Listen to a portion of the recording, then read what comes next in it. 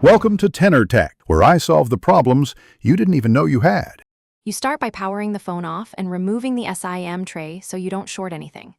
Once done, loosen the two bottom screws and use a suction cup to lift the display just enough to insert a pick. This opens the front without cracking it. Make sure to note screw sizes and locations as you go, because reassembly depends on it. Take photos of each step. This saves time and prevents mistakes when you put the phone back together. Now you disconnect the battery to cut power. This protects the fingerprint sensor circuitry.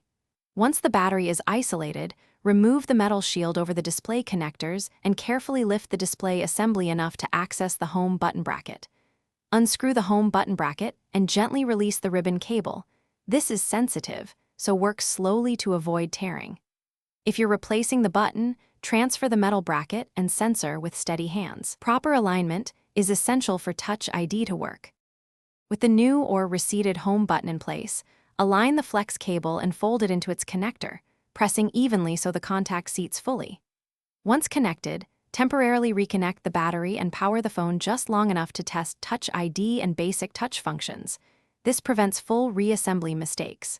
If it works, power down, disconnect battery again, reattach the display shield and screws in their original spots, then close the display. If Touch ID fails, try cleaning contacts and recheck.